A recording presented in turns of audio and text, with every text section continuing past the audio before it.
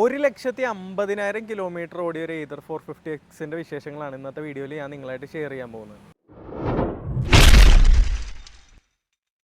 Hi guys, welcome back to my channel. എൻ്റെ പേര് നദീം ലത്തീഫ്. ഇന്ന് എൻ്റെ കൂടെ ഉള്ളത് മിൽജോ ആണ്. മിൽജോ ഇതിനു മുമ്പ് ഒരുപാട് വീഡിയോസിൽ നമ്മുടെ കൂടെ വന്നിട്ടുണ്ട് ഇതേ വാഹനത്തിൻ്റെ റിവ്യൂലൊക്കെ ആയിട്ട്.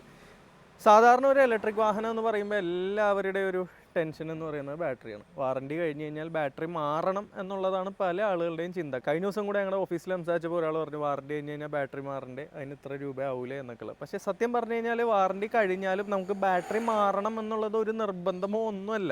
കംപ്ലൈൻ്റ് ആയാൽ ബാറ്ററി മാറണം, ഇല്ലേ മാറണ്ട എന്നുള്ളതിന് ഏറ്റവും വലിയ എക്സാമ്പിളാണ് മിൽജോയുടെ ഈ ഒരു 1.5 ലക്ഷം കിലോമീറ്റർ ഓടിയ ഈ ഒരു വാഹനം എന്ന് പറയുന്നത്. അപ്പോൾ ഇതിനു മുമ്പ് മിൽജോ നമ്മുടെ ചാനലിൽ വന്നിട്ട് നമ്മൾ 35,000 വീഡിയോ ചെയ്തു, 70,000 വീഡിയോ ചെയ്തു, 1,00,000 നമ്മൾ വീഡിയോ ചെയ്തു. റീസെൻ്റ്ലി ഞാനിങ്ങനെ റോഡിലൂടെ ഇങ്ങനെ യാത്ര ചെയ്ത് പോകുമ്പോൾ ഈ കളർ വണ്ടി കണ്ടപ്പോഴാണ് മിൽജോനെ ശ്രദ്ധിച്ചത്. അപ്പോൾ ഞാൻ ചോദിച്ചപ്പോൾ 1.5 ലക്ഷം കിലോമീറ്റർ ആയിരുന്നു. അങ്ങനെയാണ് ഈ ഒരു വീഡിയോയിലേക്ക് നമ്മൾ വരുന്നത്.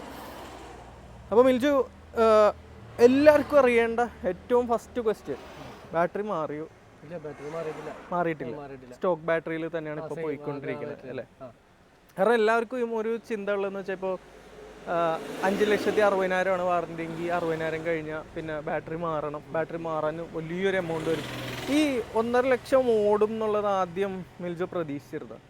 അങ്ങനെ പ്രതീക്ഷിച്ചിരുന്നില്ല. പക്ഷെ എന്നാലും ബാറ്ററിക്ക് അങ്ങനെ കംപ്ലൈന്റ് വരുമെന്നല്ല ഒരു ഇതുണ്ടായിരുന്നില്ല. നമ്മൾ എടുക്കുന്ന ടൈമിൽ തന്നെ എടുത്തല്ലേ Gen 2? 1.62 21 22 കണ്ടുപിടിക്കും. ഞാൻ 21 ഡിസംബറിൽ എടുക്കണ, സെപ്റ്റംബർ. Gen 2 ആണ്. എത്ര രൂപയ്ക്ക് എടുത്തേ? 1,62,000. 1,62,000 രൂപയ്ക്ക് ഈ ഒരു വണ്ടി എടുത്തിട്ട് 1.5 ലക്ഷം കിലോമീറ്റർ. ഇപ്പോൾ ഇതായിരിക്കുന്ന ഒരു ആക്റ്റീവ് എടുത്താൽ തന്നെ ഒരു ആവറേജ് മൈലേജ് നമുക്കൊരു 50 കൂട്ടാം. ഇവിടെയൊക്കെ കിടന്ന് ഓടുമ്പോൾ സത്യം പറഞ്ഞാൽ 50 കിട്ടൂല, 40 കിട്ടുള്ളൂ. ഹൈവേ പോകുമ്പോൾ ചിലപ്പോൾ കിട്ടുമായിരിക്കും. എന്നാലും ഒരു ആവറേജ് 50 കൂട്ടിയാലും 1.5 ലക്ഷം കിലോമീറ്റർ ഓടണമെങ്കിൽ ഏറ്റവും കുറഞ്ഞ 3 ലക്ഷം രൂപയുടെ പെട്രോള് വേണം, പിന്നെ സർവീസ്. അങ്ങനെ ആലോചിക്കുമ്പോൾ എന്ത് തോന്നുന്നു?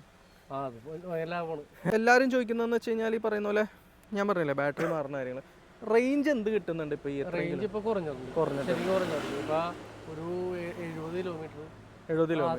ഏത് മോഡൽ 70 കിലോമീറ്റർ കിട്ടും? വാർപ്പില് നമ്മൾ സാധാരണ ഓടിക്കുന്ന നമ്മൾ ഒരു ആവറേജ് സ്പീഡിലൊക്കെ പോയി കഴിഞ്ഞാൽ ഒരു 65-70 അല്ല അത്ര ഉള്ളൂ എന്ന് നമുക്ക് പറയാമല്ലോ. അത്രയും കിട്ടുന്നുണ്ടെന്ന് വേണം സത്യം പറഞ്ഞാൽ പറയാൻ.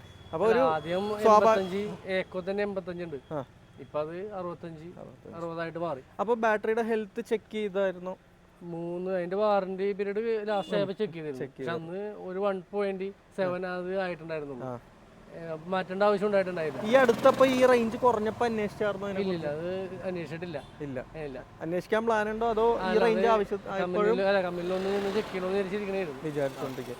ഇപ്പൊ ഉള്ള ഓട്ടത്തിന് ഇത് സ്യൂട്ടബിൾ ആണോ? ഐ മീൻ നമ്മുടെ കാര്യങ്ങൾ നടന്നു. ഡെയിലി എത്ര കിലോമീറ്റർ ഓടും ഇപ്പൊ? ഡെയിലി ഇപ്പോഴും എറണാകുളം വരെ തിരിച്ചു വന്നിട്ട് കാക്കനാട് പോയിട്ട് ഒറ്റ ചാർജിൽ തന്നെ പോയി എത്താറുണ്ട് ഇപ്പൊ? ഇല്ല, ഇത് ചിലപ്പോഴൊക്കെ ഇത് വരും. ഇപ്പൊ ഒന്ന് ചാർജ് ചെയ്യുന്നുണ്ട്. പിന്നെ ചാർജിങ് സ്റ്റേഷൻ ഇപ്പൊ ഒരുപാട് സ്ഥലത്ത് ഉള്ളതുകൊണ്ട് കുഴപ്പമില്ല. ഉള്ളതുകൊണ്ട് മാത്രമല്ല, പണ്ടത്തെക്കാലൊക്കെ ചാർജിങ് സ്റ്റേഷനുകൾ വർക്കിംഗ് ആണ്. ഒരു സമയത്ത് ഒരു സാധനം വർക്ക് ആവില്ല. അപ്പോൾ സ്വാഭാവികമായിട്ട് ഇതൊരു ബാറ്ററിയാണ്. ഇത്രയും കിലോമീറ്റർ ഒക്കെ ഓടി കഴിയുമ്പോഴത്തേക്ക് അത് ഡീഗ്രേഡ് ചെയ്ത് റേഞ്ച് കുറഞ്ഞു തന്നെ വരും. എൻ്റെ വാഹനവും ഞാനൊരു 47 എത്തിയിട്ടുണ്ടായുള്ളൂ. എന്നാലും നമ്മൾ ഓടിക്കുമ്പോഴത്തേക്കും കുറച്ചൊരു റേഞ്ച് ഡ്രോപ്പ് ഉണ്ടായിരുന്നു. പക്ഷെ സത്യം പറഞ്ഞാൽ 1.5 ലക്ഷം ഓടിയിട്ട് ഇപ്പോഴും 70 കിലോമീറ്റർ കിട്ടുന്നു എന്ന് പറഞ്ഞാൽ എനിക്കൊരു അത്ഭുതമായിട്ട് തോന്നി. കാരണം ഞാൻ മിൽജോനെ കണ്ടപ്പോൾ ആദ്യം ചോദിച്ച ബാറ്ററി മാറിയോ എന്നുള്ളത്. കാരണം ഞാൻ ആ 1 ലക്ഷമൊക്കെ കഴിഞ്ഞപ്പോൾ എല്ലാവരെയും പോലെ ബാറ്ററി മാറിക്കാണും എന്നുള്ളൊരു പ്രതീക്ഷയിലായിരുന്നു. പിന്നെ വേറെ എന്തൊക്കെയാണ് ഇതിനിടയിൽ നമ്മൾ ഈ പറയുന്ന പോലെ ഫ്യൂവൽ കോസ്റ്റിൽ നമ്മൾ ഇത്രയൊക്കെ സേവ് ചെയ്തു എങ്കിലും സർവീസിൻ്റെ കാര്യത്തിലേക്ക് വരുമ്പോഴത്തേക്ക് എനിക്ക് തോന്നുന്നത് നമ്മൾ 5,000-ലല്ലേ ഓരോ സർവീസും വരുന്നത്. അപ്പോൾ ഇപ്പോൾ മൊത്തത്തിൽ എത്ര സർവീസസ് കഴിഞ്ഞിട്ടുണ്ടാവും? സർവീസ് ശരിക്കും പറഞ്ഞാൽ അതിനുശേഷം ഒന്നും ചെയ്തിട്ടില്ല. ഏത് വാറണ്ടി കഴിഞ്ഞതിന് ശേഷം? വാറണ്ടി അല്ല, ഒരു 10ാമത് സർവീസ് അങ്ങനെ ചെയ്ത കഴിഞ്ഞ വീഡിയോ ചെയ്തില്ലേ, അതിന് മുമ്പുള്ള ഒരു സർവീസ് ചെയ്തു. പിന്നെ എന്തുകൊണ്ട് സർവീസ് ചെയ്യാത്ത? സർവീസ് അങ്ങനെ ചെയ്തിട്ടില്ല. പിന്നെ ഈ ബ്രേക്ക് പാഡ് മാറിയിടും, ടയർ മാറിയിടും, അങ്ങനെ. പിന്നെ ഒരു കാര്യമുണ്ട്, ആ വണ്ടിയുടെ കംപ്ലീറ്റ് മോട്ടോർ പുള്ളി, ഹബ് പുള്ളി, പിന്നെ അതിന്റെ വീൽ പുള്ളി ഒക്കെ കംപ്ലീറ്റ് മാറി.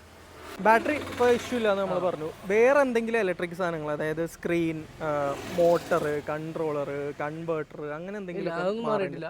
ഒന്നും മാറിയിട്ടില്ല. മാറി.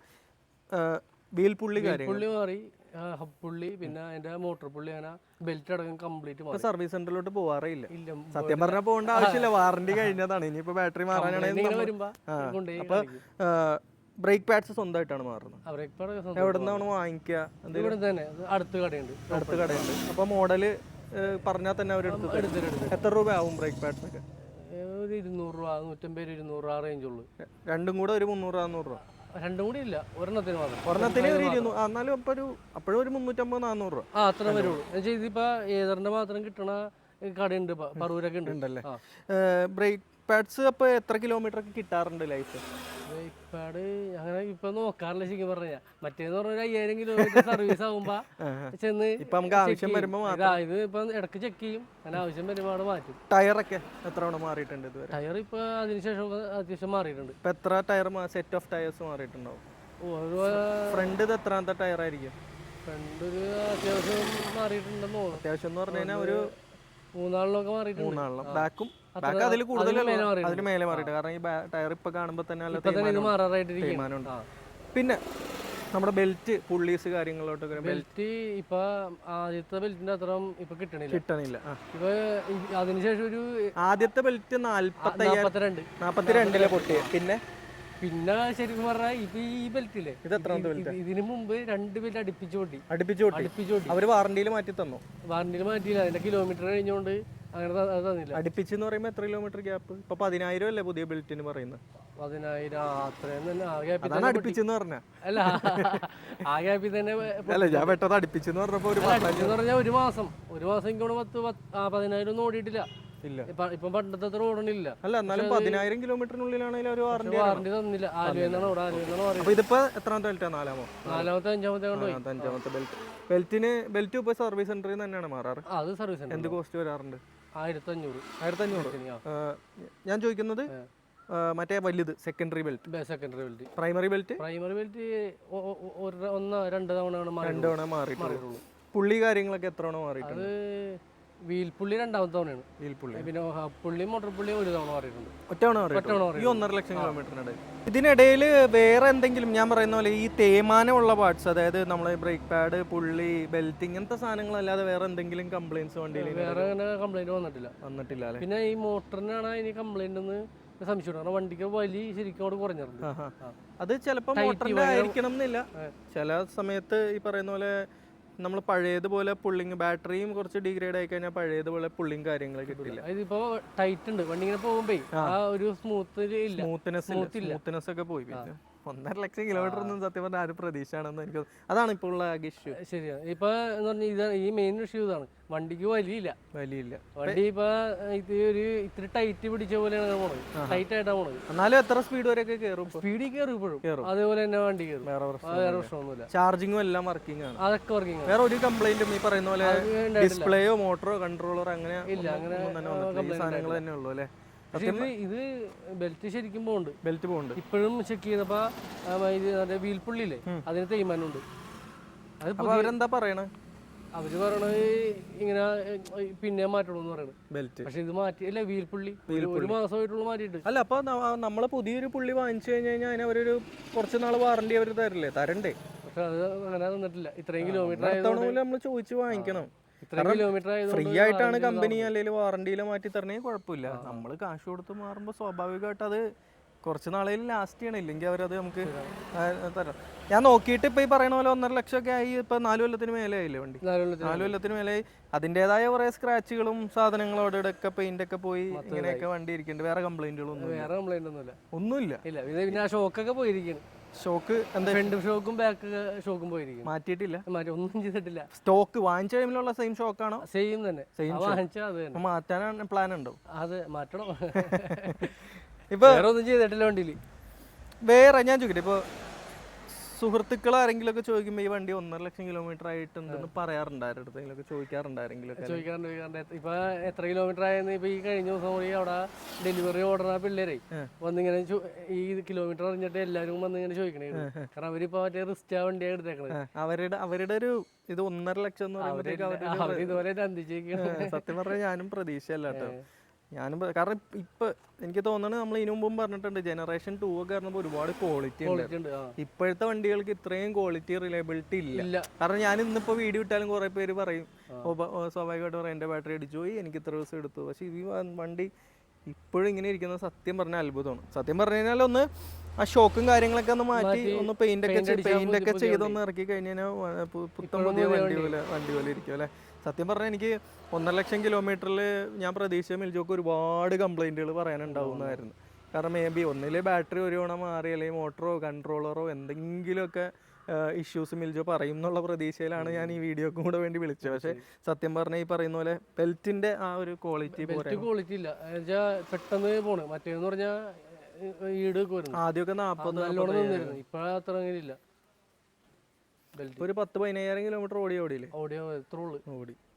ഇനി എന്താ ഞാൻ ചോദിക്കട്ടെ, എന്താ വണ്ടി മാറ്റാത്തത്? അല്ലെങ്കിൽ ഇപ്പൊ ഇനി എന്താ പ്ലാൻ? വേറെ വണ്ടി എടുക്കാനാണോ അല്ലെങ്കിൽ ഇത് തന്നെ വീണ്ടും കൊണ്ടു കിടക്കാൻ? ഓടണത്രയും കാലം ഓടട്ടെ എന്നുള്ള കാരണം ബാറ്ററിയുടെ വിഷയമില്ല. ബാറ്ററി ഇപ്പൊ അതിന്റെ സെല്ല് മാറ്റി തന്നെ ഒരുപാട് സ്ഥലങ്ങളുണ്ട്. മറ്റേ വണ്ടിയുടെ ഇതും കൂട്ടി തരും, മൈലേജും കൂട്ടിത്തരും. ഞാൻ എൻ്റെ അടുത്ത് അന്ന് പറഞ്ഞു കോട്ടക്കൽ ഒരു സ്ഥലമുണ്ട്. കോട്ടക്കൽ അല്ലേ? അപ്പൊ അതുകൊണ്ട് ബാറ്ററിയുടെ വിഷയം പേടിക്കണ്ട. അതെ, അതാണ്. അപ്പോൾ ഞാൻ എപ്പോഴും പറയാറുള്ളൂ ബാറ്ററി മൊത്തത്തിൽ മാറണം, അതിന് 50,000 രൂപ ആവും എന്നുള്ള ചിന്തയൊന്നും വേണ്ട. ഇപ്പോൾ നമ്മുടെ നാട്ടിൽ തന്നെ EV സർവീസിങ് പലയിടത്തും ചെയ്യുന്നുണ്ട്. നെക്സോണിൻ്റെ ആണെങ്കിൽ ഏതർ പോലെയൊക്കെ ബാറ്ററി പാക്ക് അവർ ചെയ്ത് കൊടുക്കുന്നുണ്ട്. അപ്പം മിൽജ് പറഞ്ഞ പോലെ എനിക്ക് അവരുടെ ഡീറ്റെയിൽസ് അറിയില്ല, എന്നാലും ഈ പറയുന്ന പോലെ നമ്മുടെ മലപ്പുറത്തൊക്കെ സെൽസ് ആയിട്ട് മാറി നമ്മുടെ വണ്ടിയുടെ ബാറ്ററി റേഞ്ച് കാര്യങ്ങളൊക്കെ പഴയതുപോലെ റീസ്റ്റോർ ചെയ്ത് കൊടുക്കുന്ന ഒരു സെറ്റപ്പ് കാര്യങ്ങളൊക്കെ ഉണ്ട്. അത് ഭയങ്കര നല്ലൊരു കാര്യം തന്നെയാണ്. അപ്പോൾ സത്യം പറഞ്ഞു കഴിഞ്ഞാൽ കൂടുതലൊന്നും ഇതിനകത്ത് എനിക്ക് പറയാനോ മിൽജോക്കും പറയാനൊന്നുമില്ല. വണ്ടി എടുത്തു 4 വർഷമായി, 1.5 ലക്ഷം കിലോമീറ്റർ ഓടിയ ഒരു ഇലക്ട്രിക് സ്കൂട്ടർ എന്നുള്ളത് ഞാൻ ഫസ്റ്റ് ടൈം കാണാണ്. നമ്മളന്ന് 1 ലക്ഷം ഓടിയ ഇതറിൻ്റെ വീഡിയോ ആ ടൈമിൽ ഞാൻ ഓല അന്വേഷിച്ചപ്പോഴും എനിക്ക് 80,000 ഒക്കെ ആയ കൂട്ടുകാരൊക്കെ ഉണ്ട്. 1.5 ലക്ഷമൊക്കെ ആയവരുണ്ടോ എന്ന് എനിക്കറിയില്ല. എന്നാലും അതിനേക്ക് നമ്മൾ പോകുന്നില്ല. എന്നാലും വണ്ടി എടുക്കുക, 1,62,000 വണ്ടി എടുക്കുക, 1.5 ലക്ഷം ഒരു ഇലക്ട്രിക് സ്കൂട്ടറിൽ ഓടാന്ന് പറഞ്ഞു കഴിഞ്ഞാൽ, അതും അത്യാവശ്യം പെർഫോമൻസ് ഉള്ള ഇതർ പോലെ ഒരു ബ്രാൻഡിൻ്റെ ഇലക്ട്രിക് സ്കൂട്ടറിൽ ഓടാന്ന് പറഞ്ഞു കഴിഞ്ഞാൽ ഇപ്പോഴും എനിക്കും സത്യം പറഞ്ഞു കഴിഞ്ഞാൽ അത്ര ഇത് കാണുന്നത് വരെ സത്യം പറഞ്ഞു കഴിഞ്ഞാൽ ഇപ്പോഴും വിശ്വസിക്കാൻ പറ്റാത്തൊരു കാര്യമാണ്. കാരണം ഞാൻ പറഞ്ഞ ഒരു ഇലക്ട്രിക് വാഹനം എല്ലാവരും എടുക്കുന്നത് ലാഭത്തിന് വേണ്ടിയിട്ടാണ്, ഫ്യൂവൽ കോസ്റ്റ് ലാഭിക്കുക. നമ്മളൊരു സാധാ പെട്രോൾ വാഹനത്തിൽ ഓടുന്നതിൻ്റെ 10-1 ചിലവ് നമുക്ക് മറ്റേത് നമുക്ക് 1 കിലോമീറ്റർ 2 രൂപ, പിന്നെ മൈലേജിനനുസരിച്ച് 3 രൂപ അങ്ങനെയൊക്കെ വരുമ്പോഴത്തേക്കും നമുക്ക് ഇവിടെ ഒരു സോളാർ ആണെങ്കിൽ ഫ്രീ, അതല്ല വീട്ടിൽ ചാർജ് ചെയ്യാനാണെങ്കിൽ 1 കിലോമീറ്ററിന് ഒരു 25 പൈസയൊക്കെ വരാറുള്ളൂ. അപ്പോൾ ഞാൻ പറഞ്ഞ പോലെ 1.5 ലക്ഷം കിലോമീറ്റർ ഈ വണ്ടിയിൽ ഓടി എന്ന് പറയുമ്പോഴത്തേക്കും 50 മൈലേജ് ഉള്ളൊരു വാഹനം, അതും 1.5 ലക്ഷം ഓടുമ്പോൾ ഇത്രയും മൈലേജ് ഒന്നും കിട്ടില്ല, അതൊക്കെ ഡീഗ്രേഡ് ചെയ്തേ വരുള്ളൂ. എന്നാലും നമ്മളൊരു കിലോമീറ്ററിന് 2 കൂട്ടിയാലും 3 ലക്ഷം രൂപയുടെ പെട്രോൾ പ്ലസ് നമുക്ക് ആ വണ്ടിയുടെ കോസ്റ്റ്. ഇപ്പോൾ ആ ഇരിക്കുന്ന ആക്ടിവ 6G എന്തോ ആണ് ആക്ടിവ, അത് മറ്റേ റിമോട്ടൊക്കെ തന്നെയാണ് എക്സ് സ്മാർട്ട്. അതിനുണ്ട് 1,10,000 വിലയുണ്ട്. അതിൽ നിന്ന് ഈ വണ്ടി എടുക്കുന്ന ടൈമിൽ 50,000 രൂപയുടെ ഡിഫറൻസേ ഉള്ളൂ. പക്ഷെ അത് 1 കിലോമീറ്ററിന് 2 രൂപയ്ക്ക് മേലെ എടുക്കുമ്പോൾ അല്ലെങ്കിൽ 2.5 എടുക്കുന്നുണ്ട് 40 മൈലേജ് കിട്ടുന്ന ടൈമിൽ. ഇത് 50 പൈസയോ അല്ലെങ്കിൽ 50 പൈസ ഒന്നും ഒരിക്കലും വരില്ല, 25 പൈസയോ അല്ലെങ്കിൽ ഫ്രീ ഓഫ് കോസ്റ്റിലാണ് ഓടാൻ പറ്റുന്നത്. അത് തന്നെയാണ് ഇലക്ട്രിക് വണ്ടികൾ എല്ലാവരും എടുക്കാനുള്ള ഒരു റീസൺ എന്ന് പറയുന്നത്.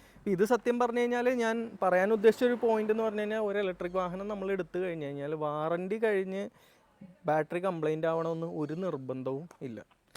പല വണ്ടികളും ഇന്നും കാറുകൾ എടുത്താൽ തന്നെ 8 വർഷം 1,60,000 കിലോമീറ്റർ പറഞ്ഞിട്ട് 2 ലക്ഷവും 2.5 ലക്ഷവും കിലോമീറ്ററുകളൊക്കെ ഓടുന്ന കാറുകളുണ്ട്. അപ്പോൾ ആളുകൾക്കുള്ളൊരു തെറ്റിദ്ധാരണയാണ് ഈ പറയുന്ന പോലെ വണ്ടി വാറണ്ടി കഴിഞ്ഞ് കഴിഞ്ഞാൽ വലിയൊരു എമൗണ്ട് കൊടുത്ത് ബാറ്ററി മാറേണ്ടി വരും, അല്ലെങ്കിൽ ബാറ്ററി മാറേണ്ടി വരും എന്നുള്ളത് തന്നെ ഒരു തെറ്റിദ്ധാരണയാണ്. കംപ്ലൈൻറ്റ് വന്നാൽ മാറേണ്ടി വരും, കംപ്ലൈൻറ്റ് വന്നില്ലെങ്കിൽ മാറേണ്ടി വരില്ല.